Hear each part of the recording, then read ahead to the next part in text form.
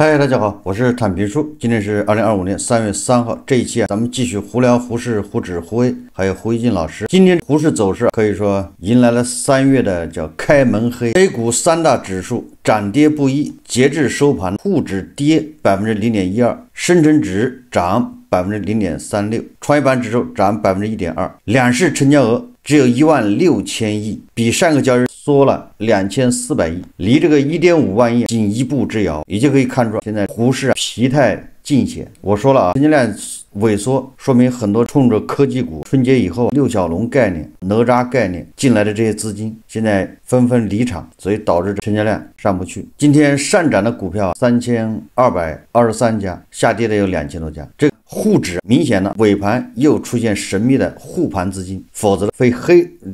非常的难看。尾盘跳水加剧，但是又强行给它收上来了，也就是有神秘的资金，有国家队还在护盘，不能太难看了。我记得上周五是跌了2%左右，今天继续下跌给人感觉形态上像是下跌的中继。胡适的下跌实际上应该是大家预料之中的，因为它现在是上涨，叫无根之木、无源之水，这个上涨纯粹是发了一股风把它带起来的，这种炒作难以持久。为什么大家知道春节以来这一波行情震荡，实际上科技股是主线，但是这个科技股真的可以支撑一个慢牛吗？我记得前2天马官员也做出了一个视频，有人说咱们10大科技股可以比美比肩美国的什么气质化，一股浓浓的收智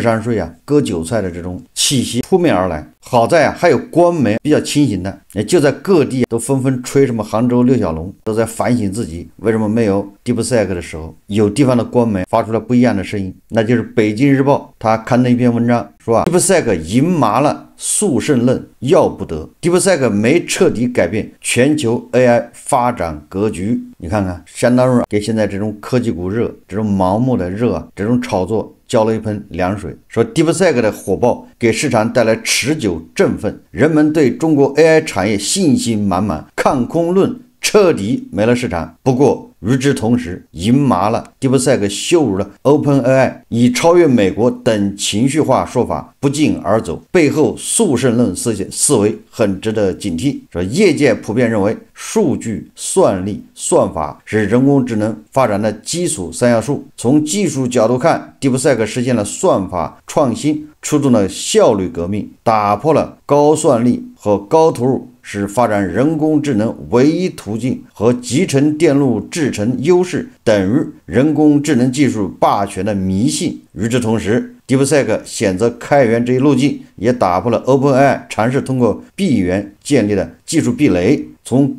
国内各方争相介入，产业链生态的加速优化，到推动全球 AI 产业更好交流合作，人人可用 AI 的技术理想，给中国的 AI 发展持续拓宽着想象空间。但是不过算力不足，算法来补的成功，并不意味着算力就不重要了，对吧？算力的短板跛脚那是如影随形。首先要明确， DeepSeek 虽然展示了超强的产业穿透力，但它仍然是英伟达芯片集群上训练而成，也没有绕开英伟达什么 CUDA 编程框架。英伟达依托后者构建的软件生态，被认为是比芯片更高的技术护城河。目前 DeepSeek 加国产 GPU 的新闻频出，不过真正能满血高效运行的恐怕不多。可见在国际竞争市场语境下的有限算力，对国产芯片来说依然是个不低的要求。而随着 DeepSeek 带来的应用热潮，市场算力需求大增。据美媒报道，这也拉高了英伟达芯片的订单量。这又是有心栽花花不成，无心插柳柳成荫。这个 DeepSeek 刚问世的时候，英伟达股价暴跌，为什么呢？因为认为不需要算力冗余，没有必要。结果现在不到1个月，英伟达的销量反而暴涨。我记得春节期间不有很多文章吗？说 DeepSeek 就打破了英伟达的神话，现在不说了。这就好比你搞了一个新能源汽车，这个新能源汽车它可以原地转弯，可以跳舞，可以吃火锅，你就说这个新能源汽车打破了高速公路的神话。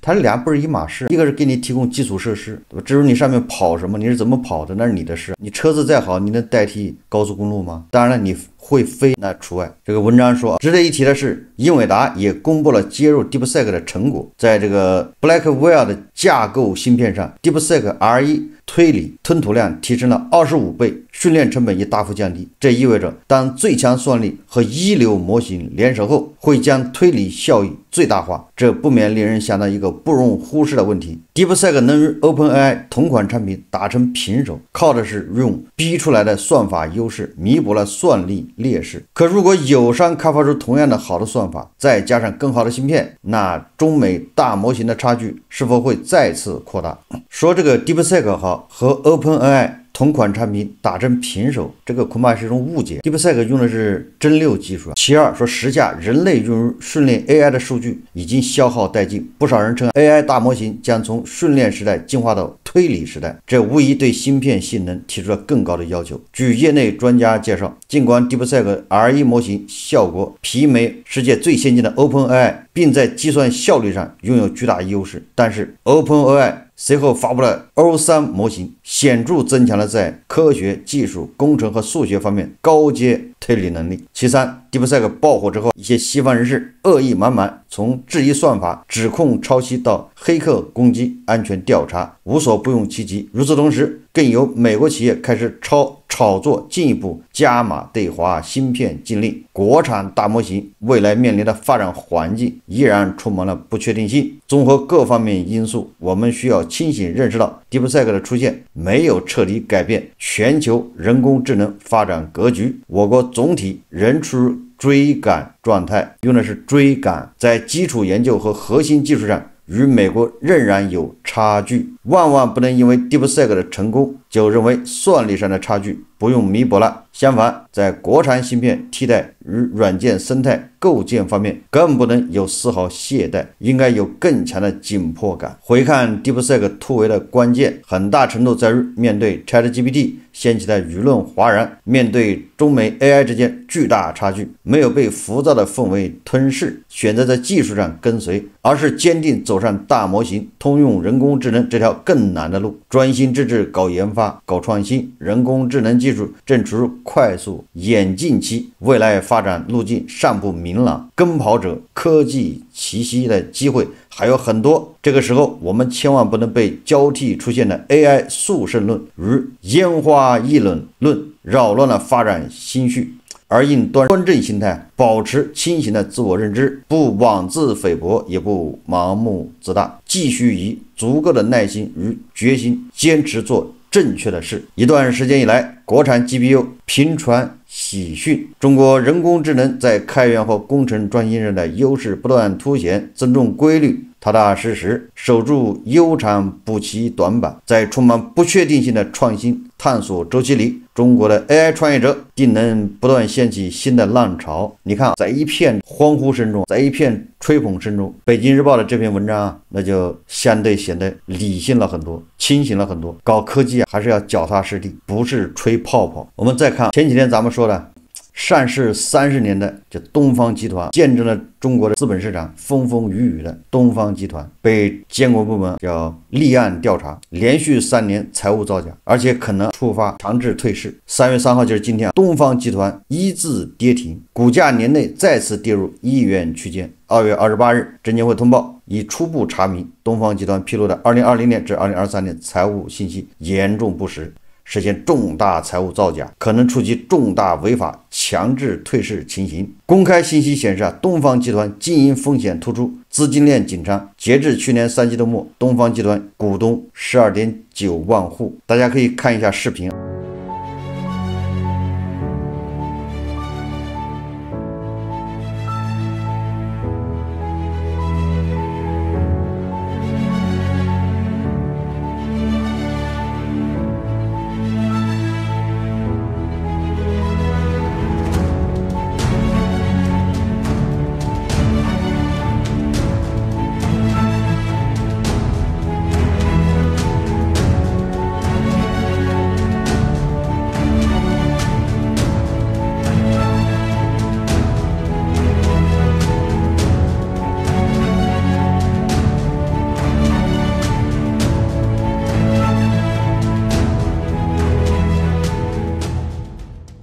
今天开盘就跌停，实际上就是这 12.9 万投资者就是被闷杀在东方集团里。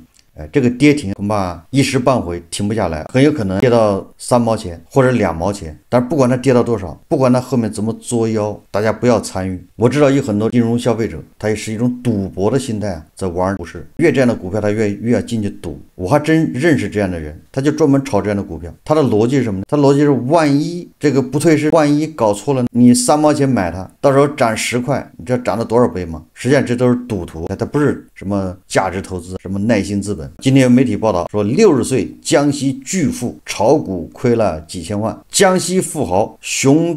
贤忠曾连续12年登上胡润百富榜。记者注意到，近几年这位商贾巨富已榜上无名，如今还遭遇了炒股亏损的麻烦。长源集团2月28日晚间披露，公司近日收到广东省深圳市中级人民法院送达的证券虚假陈述责任纠纷案件材料。材料显示，熊贤忠等3名投资者作为原告起诉被告长源集团，请求法院判令被告赔偿原告合计9356.8万元损失，判令被告承担案件诉讼费用等。也就是说，作为富豪熊贤忠，他这个时候他又是个金融消费者，他告有一家上市公司叫长源集团，让他赔偿将近1个亿的损失。那为什么要赔偿他1个亿损失？这个江西的富豪熊贤忠等人称，2020年10月23日，长源集团收到深圳证监局行政处罚决定书，公司2016年、2017年年度报告中披露的财务数据存在虚假记载，深圳证监局对公司给予相应处罚。其作为投资者，因公司前述信息披露违法违规行为受到损失，根据相关规定，原告申请，深圳中院判令公司承担其损失。也就是说，江西富豪熊贤忠，你看看他买了长源集团的股票，也不知道是山顶资本还是长线资本还是耐心资本还是赌博资本，总之人家买了，损失了1个亿，现在要求长源集团你赔偿，原因就是你财务造假，你害了我。长源集团表示公司将结合案件的基本情况，对比同类已结案的证券虚假陈述案件，计提预计负债。也就是说，这长源集团他倒是实在，他已经做好了所有的可能，把在账面上已经计提了这笔损失，他也可能要赔人钱，当然也可能不赔。法院对案件的判决结果存在不确定性，公司尚无法准确判断对公司损益的影响金额。这个新闻告诉我们什么？你即便是江西的富豪，你是胡润百富榜上的常客，你去炒股一样会挨一闷棍。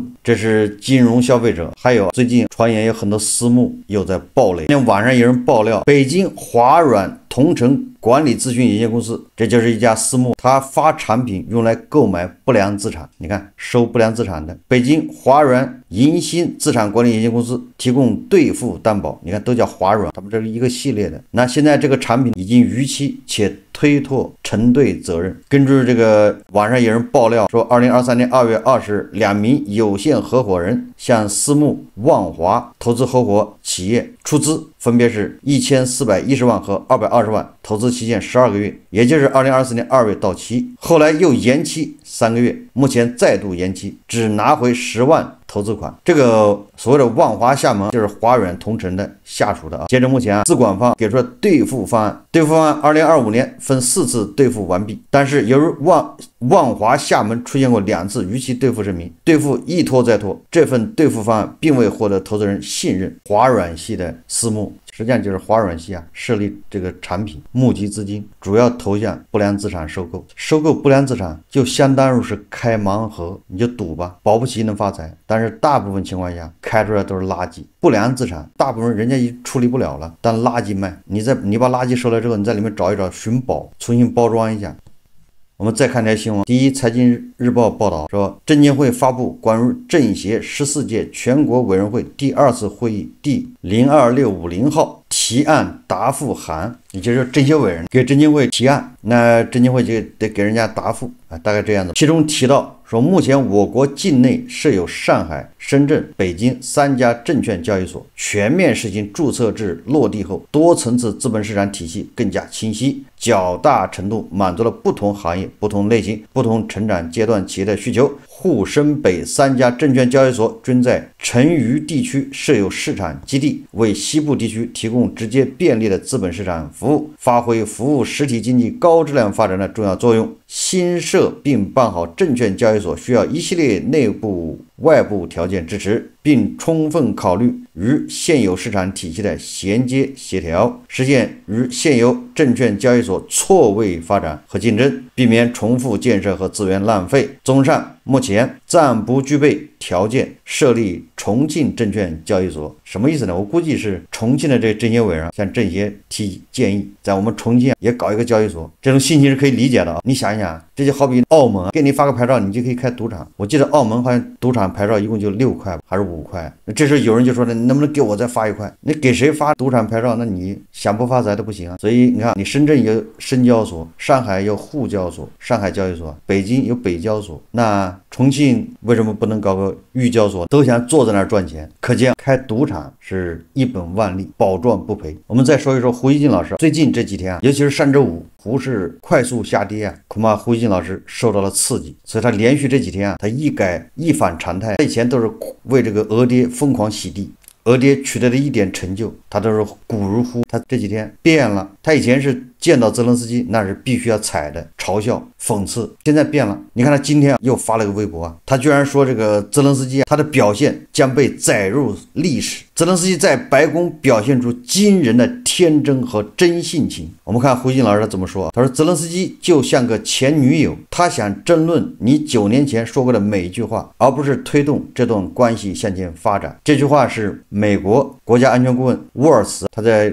周五这个泽连斯基和特朗普两人谈崩了之后他说的。胡锡进老师他说这个比喻太妙了，泽连斯基错就错在把美国当成了乌克兰的男友，痴情的委身于他。他搞错了一点，国家之间没有男女朋友，乌克兰应当在大国之间都交朋友，不死抱一个敌对另一个。胡锡进老师非常有意思，他这属于自问自答，自己说这句话是沃尔茨对记者说的。那沃尔茨说的对还是错？首先就这个打个大问号，就是沃尔茨个人看法，他把泽连斯基跟美国的关系他就比喻成好像男女朋友一样，两人吵架要翻9年前的旧账，而不是用发展的眼光看，他就是这个意思。结果胡锡进老师说这个比喻太妙了，然后他就开始你泽连斯基就不应该把美国当男朋友。你说胡锡进老师这种手法，这种颠倒黑白，这种叫指鹿为马，很容易就把他的粉丝绕进去了。然后一本正经的说国家之间哪有什么男女朋友，你说对吧？是他自己先假设乌克兰和美国是男女朋友关系。他后面说他说乌克兰应在大国之间都交朋友，不死抱一个敌对另一个。不知道乌克兰怎么敌对俄罗斯了这个胡锡进老师为什么认为乌克兰在敌对俄罗斯呢？是没有乌克兰及时的把克里米亚送给俄罗斯，所以这叫敌视，还是没有及时的让这个顿涅茨克卢甘斯克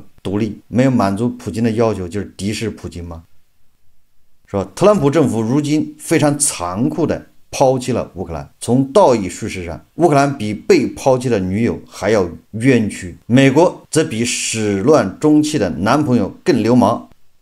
胡锡进老师说了这个很破天荒，他说相信全世界的普通人但凡有点正义感，都会因特朗普政府不仅突然政策转向，而且现在就逼乌克兰还债，在道德上看扁他，无论他们对整个这场战争的看法是否中立。你看看胡锡进老师居然说你但凡有点正义感，你都会为乌克兰感到这个憋屈，要看扁特朗普。你看胡锡进老师怎么突然屁股也坐歪了呢？难道是俄爹最近好像有要背刺大国的意思吗？胡锡进老师接着说，他说但是从国际政治的角度看，很多分析人士又会觉得泽连斯基在白宫没有摆正自己的位置，他的勇敢和不畏强暴，缺少实力和政治杠杆的支撑，他的表现更像是出于一个正常人的义愤，他没有意识到自己使用非政治语言做申辩会让事情变得多么严重，不清楚自己那样做之后再无挽回余地，以至于他的团队几乎都哭了，但他仍在申辩。胡锡进老师说法有失偏颇，泽连斯基的团队有没有在哭，这个我也不知道。那即便他的团队在哭，难道是因为埋怨泽连斯基吗？难道不是因为万斯和特朗普无理取闹，对吧？无端的蔑视攻击远道而来的客人而感到屈辱吗？最后胡锡进老师说，泽连斯基在白宫表现出惊人的天真和真性情，无论如何他的表现都将被载入历史，他接下来的命运将是对整个欧洲的考验。支持乌克兰只放在嘴上，还是为支持乌克兰不惜与美国发生更严重的冲突？这胡锡进老师又设了一个议题，也就是说只要欧洲支持乌克兰，那必然要跟美国发生冲突。你说这叫什么话？我倒是觉得这个美国啊，要不了多长时间，还得变着法的啊去支持乌克兰。收割这种事情，美国怎么可能舍得离开呢？战已经打成这样了，他能中途离席吗？你想，你去参加一个什么婚礼吃席，你的这个礼都随了，完了你一上桌，凉菜还没上齐，你说你觉得这个婚礼不咋地，你要走啊？你难道不等热菜上完吗？现在凉菜还没上完呢，美国会主动离席吗？不会的，这是俄乌战争，这是一盘菜一个局，还有欧洲更大的一个局。要离开了这个俄乌战争，那就相当于美国这80年来苦心经营的跟欧洲的关系，那正是变成两块。以前欧美在很多事情上面，比如说安全，有很多经济政策、科技政策、意识形态，他们是一块，叫铁板一块，现在变成两块。美国他愿意吗？特朗普他只是不要累赘，但他并不代表他不要成果，好处他还是要的。当然了，这个前提还是要欧洲团结啊，这个对整个欧洲的考验，那这个此言不虚。如果仅仅停留在口头上面支持乌克兰，那问题就很大。如果欧洲现在团结起来，摆出一副甩开美国单独干的这种架势，慌的不是泽连斯基，而是特朗普。特朗普的什么停火承诺、诺贝尔和平奖，什么让美国再次伟大，统统的化为泡影，成为一个笑话、笑料，不自量力。这个微博胡锡进老师虽然没有在嘲笑泽连斯基，没有在讽刺泽连斯基啊，但是他有一点，他说泽连斯基天真，在这里应该是个贬义词。但是相比较以前，逢泽连斯基就讽刺嘲笑，这已经有了很大改观了。这都是胡适赐予胡锡进老师力量。胡锡进老师捧这个美国这安全顾问叫沃尔兹的这个臭脚，给他的女友论做注脚，这个大家还有印象吗？不知道胡锡进老师怎么看待夫妻论？后来好像又升级成这母子论，这母亲河像保护母亲河一样，保护什么关系？好，这期节目我们就聊到这里，感谢大家收看。如果喜欢我的节目，欢迎订阅转发，也可以在下方留言评论，谢谢大家。